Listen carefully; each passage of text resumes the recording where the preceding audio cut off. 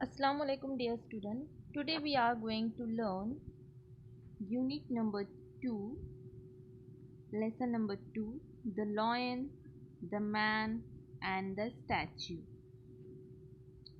This is a moral story and this story gives us a very important message. ये एक अखलाकी कहानी है और ये कहानी हमें एक बहुत अहम मैसेज दे रही है। तो स्टार्ट करते हैं।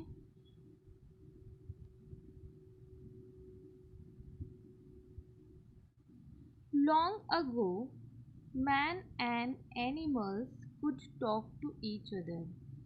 Once a man and a lion got talking. The lion was very proud of his strength. I am the king of beasts. I am stronger than any man. That is why men fear me.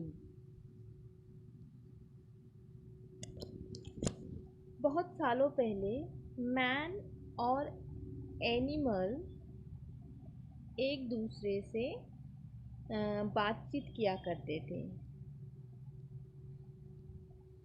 Once a man and lion got talking. एक मर्तबा एक आदमी और एक शेर ने गुफ्तगू शुरू हुई, दोनों में बातें शुरू हुई। The lion was very proud of his strength. Proud means यानी घमंड करना, फ़ख्र करना, और स्ट्रेंथ मीन्स उसकी ताकत पर उसको बहुत ज़्यादा घमंड था। किसको? लायन को। The lion was very proud of his strength. जो शेर था, जो मैन और लॉयन बातें कर रहे थे, उनमें जो लॉयन था वो उसको अपनी ताकत पर बहुत ज़्यादा घमंड था। I am the king of beast. वो ये कह रहा था कि मैं जानवरों का राजा हूँ। I am stronger than any man. मैं किसी भी इंसान से ज़्यादा ताकतवर हूँ, यानी हर किसी इंसान से मैं ज़्यादा ताकतवर हूँ। This is why man fear me. और यही वजह है कि सारे इंसान मुझसे डरते हैं। फियर मीन्स डरना। Second passage. The man was also proud of his intelligence. Intelligence यानी जहानत, यानी उसकी अक्लमंदी जो है इंसान की।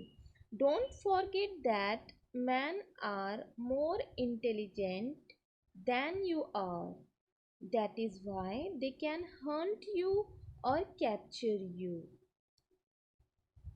इस आदमी को भी, जो लॉयन और आदमी जो बातें कर रहे थे, वो आदमी को भी अपनी इंटेलिजेंस यानी अपनी जहानत पर, अपने दिमाग पर, अपनी दानिशमंदी पर बहुत ज़्यादा नाज था, फ़ख्र था।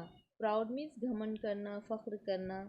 Don't forget that man are more intelligent than you are. तो वो लॉयन से ये कह रहा है कि तुम मत भूलो कि मैन तुम्हारे से ज़्यादा अक्लमंद होते हैं।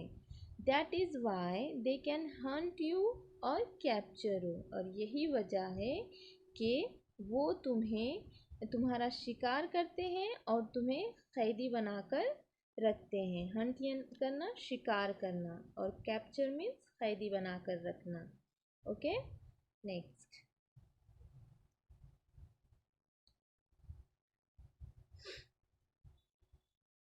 Next passage.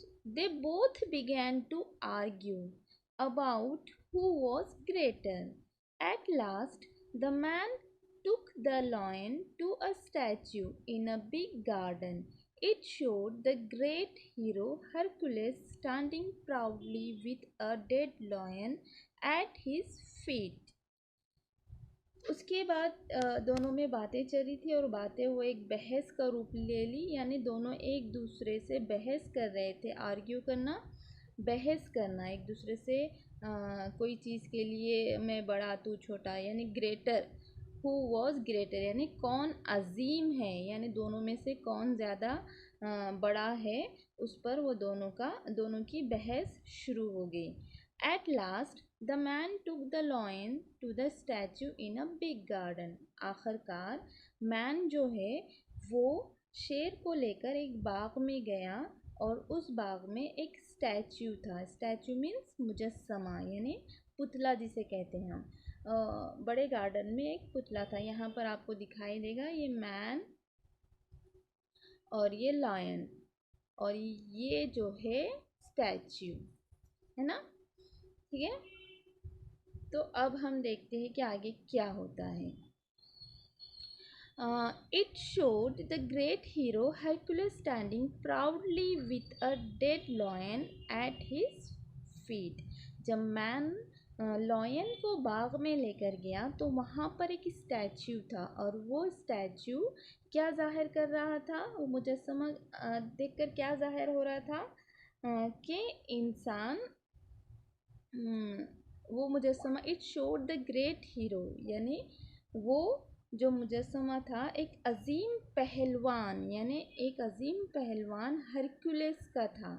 और हरक्यूलिस बड़े फ़ख्र से किसके ऊपर खड़ा है, डेड लॉयन के ऊपर खड़ा है. ये देखो ऊपर कि ये जो हरक्यूलिस है वो बड़े फ़ख्र से ये मरे हुए शेर के ऊपर खड़ा हुआ है. तो कौन ग्रेट बता रहा है ये पुतले में कि लॉयन से ज़्यादा ग्रेट कौन है, मैन. तो Hercules standing proudly with a dead lion at his feet, यानी उसके पैरों के नीचे, हरक्यूलिस के पैरों के नीचे एक शेर का मरा हुआ शेर दिखाया गया है उस पुतले में.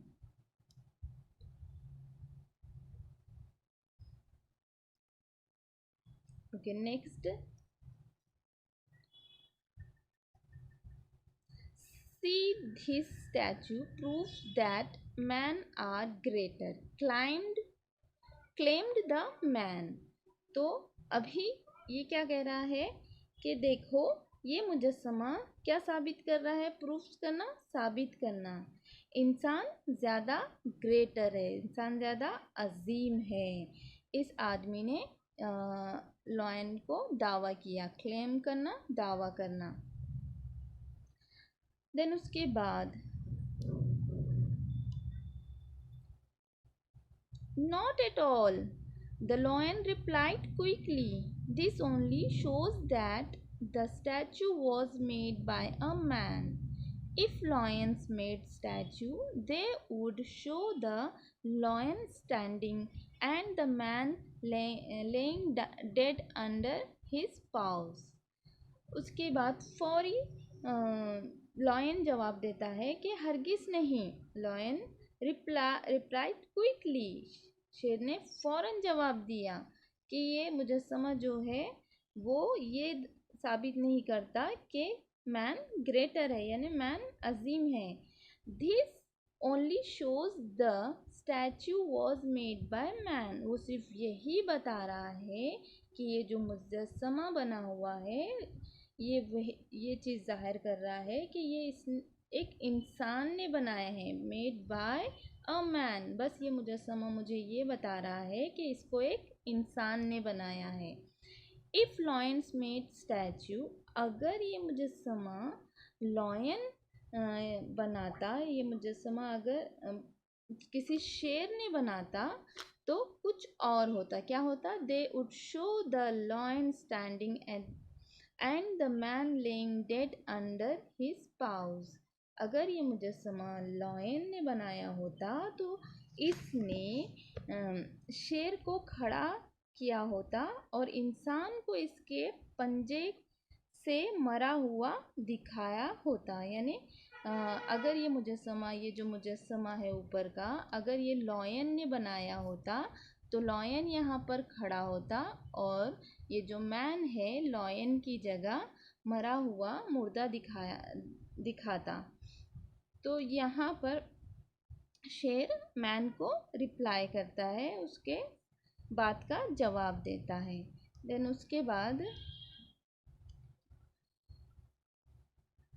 From this story, we can see that the story depends on the storyteller. When someone else tells the same story, they tell it from their point of view. अब यहाँ पर सारी कहानी का जो मैसेज है वो लास्ट पैरा में है। इस कहानी से हमें ये मालूम होता है कि ये कहानी अगर हम रीड कर रहे हैं तो इससे हमें ये मैसेज मिलता है कि we can see that the story depends on the storyteller. यानी स्टोरी यानी कहानी जो बोल रहा है, जो शख्स हमको कहानी बोल रहा है या फिर जो शख्स हमको कहानी सुना रहा है, वो उस पर मुनस्सर होता है कि वो कैसे उसको सुनाए, है ना। When someone else tells the same story, they tell it from their point of view. अगर यही कहानी दूसरा कोई सुनाता, यानी यही कहानी अगर दूसरा कोई सुनाता तो वो अपने पॉइंट ऑफ व्यू से सुनाता है, यानी उसके नुक्ते नज़र से बयान करता कि हर एक इंसान का, जैसे बताया जा रहा है इसके अंदर कि point of view different different होता है। यानी मैं अगर ये कहानी को पेश करूँगी तो मैं अपने नज़रिए से कहानी को समझूंगी और आपके सामने पेश करूँगी। अगर आप इस कहानी को पेश करेंगे या किसी को सुनाएंगे तो आप अपने नज़रिए से उस कहानी को पढ़ेंगे, सुनेंगे, समझेंगे और उसको अपने नज़रिए से सामने वाले को सुनाएंगे। तो यहाँ पर दो जो लोग हैं, मैन और लॉयन, तो ये इस कहानी को अपने अपने नज़रिए से बता रहे हैं। यानी ये स्टैचू जो है, अगर ये स्टैचू अगर मैन ने बनाया है तो लॉयन उसके पैरों नीचे मुर्दा पड़ा हुआ दिखाया है, यानी ग्रेटर कौन हो गया, मैन हो गया। तो लॉयन ये कहता है कि अगर ये स्टैचू लॉयन ने बनाया होता तो कुछ इस तरह होता कि लॉयन ऊपर होता और मैन उसके कदमों तले, उसके पंजों तले मुर्दा दिखाया जाता। तो इससे हमें यही सबक मिलता है कि जो जैसा समझता है वो अपने पॉइंट ऑफ व्यू से उसे बताता है। ठीक है, समझ आई कहानी? ओके, अल्लाह हाफिज़।